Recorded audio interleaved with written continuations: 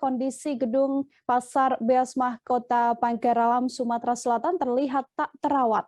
Gedung dengan puluhan kios pedagang di dalamnya itu tampak kusam dan banyak fasilitas yang telah rusak. Bahkan sejumlah kios di Pasar Beasmah yang dibangun sekitar tahun 2013 tersebut banyak yang kosong dan telah rusak.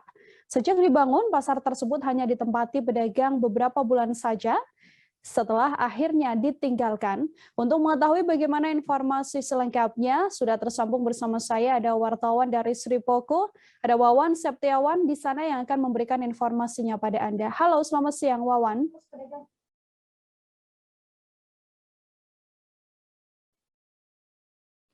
Selamat siang Wawan. Ya, siang. Baik, Wawan bisa diinformasikan apa sebenarnya penyebab gedung dan juga kios di Pasar Beasmah ini kemudian tidak terawat dan sudah tidak digunakan lagi oleh para pedagang? Ya, gini Renila, bahwa memang setelah dibangun pada sekitar tahun 2013, gedung ini sempat ditempati beberapa bulan oleh para pedagang. Namun karena alasan sepi, banyak pedagang yang meninggalkan kios yang mereka sewa dari pemerintah kota. Akibatnya sudah beberapa tahun ini kios ini hanya dihuni beberapa pedagang saja. Bahkan banyak yang dijadikan gudang sayur oleh sejumlah agen sayur, Nila. Baik, kemudian Pak pedagang atau penyewa kios ini akhirnya meninggalkan pasar ini, apa saja pernyataan atau alasan dari mereka?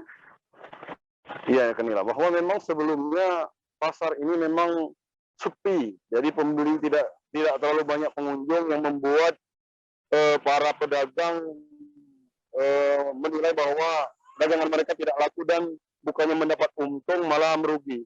Dengan kondisi seperti itu, banyak pedagang meskipun sudah dari awal di pembangunan digratiskan, mereka terpaksa harus meninggalkan kios yang mereka sewa karena memang hampir tidak ada aktivitas jual beli. Namun saat ini kondisi di sini mulai membaik dan mulai ramai, inilah.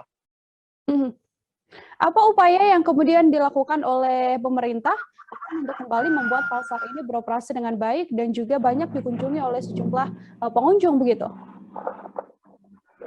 Berdasarkan keterangan dari Kepala UPTD Pasar Beasmah ini, bahwa memang saat ini Pemkot sedang merencanakan untuk perbaikan fasilitas yang tidak rusak, terutama rolling door yang memang selalu menjadi keluhan para pedagang. Bagaimana mereka bisa berjualan atau menyimpan barang di kios jika kondisi rolling door kios rusak. Bahkan memang saat ini pemerintah kota sedang konsen memindahkan atau merelokasi pedagang yang ada di pasar Dempo Permai ke Pasar Lendagung yang lokasinya memang berdekatan dengan Pasar Beasmah ini lah.